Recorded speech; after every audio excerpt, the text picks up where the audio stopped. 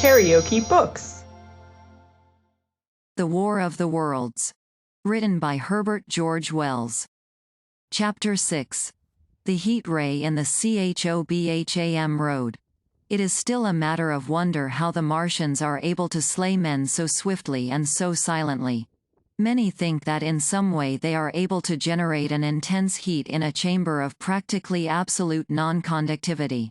This intense heat they project in a parallel beam against any object they choose by means of a polished parabolic mirror of unknown composition, much as the parabolic mirror of a lighthouse projects a beam of light. But no one has absolutely proved these details. However it is done, it is certain that a beam of heat is the essence of the matter. Heat, and invisible, instead of visible light. Whatever is combustible flashes into flame at its touch. Lead runs like water, it softens iron, cracks and melts glass, and, when it falls upon water, incontinently that explodes into steam. That night nearly 40 people lay under the starlight about the pit, charred and distorted beyond recognition, and all night long the common from Horsell to Maybury was deserted and brightly ablaze. The news of the massacre probably reached Chobham, Woking, and Ottershaw about the same time. In Woking the shops had closed when the tragedy happened, and a number of people, shop people and so forth, attracted by the stories they had heard, were walking over Horsell Bridge and along the road between the hedges that run out at last upon the common. You may imagine the young people brushed up after the labors of the day, and making this novelty, as they would make any novelty, the excuse for walking together and enjoying a trivial flirtation. You may figure to yourself the hum of voices along the road in the gloaming. As yet, of course, few people in Woking even knew that the cylinder had opened, though poor Henderson had sent a messenger on a bicycle to the post office with a special wire to an evening paper. As these folks came out by twos and threes upon the open, they found little knots of people talking excitedly and peering at the spinning mirror over the sandpits, and the newcomers were, no doubt, soon infected by the excitement of the occasion. By 8:30, when the deputation was destroyed, there may have been a crowd of 300 people or more at this place, besides those who had left the road to approach the Martians nearer.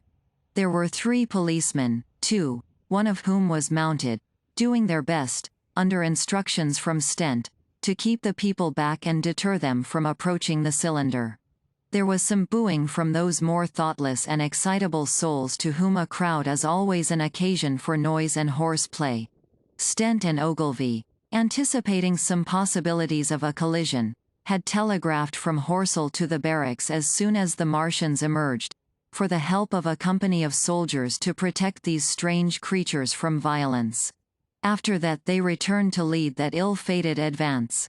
The description of their death, as it was seen by the crowd, tallies very closely with my own impressions. The 3 puffs of green smoke, the deep humming note, and the flashes of flame. But that crowd of people had a far narrower escape than mine. Only the fact that a hummock of heathery sand intercepted the lower part of the heat ray saved them. Had the elevation of the parabolic mirror been a few yards higher, none could have lived to tell the tale. They saw the flashes, and the men falling, and an invisible hand, as it were, lit the bushes as it hurried towards them through the twilight.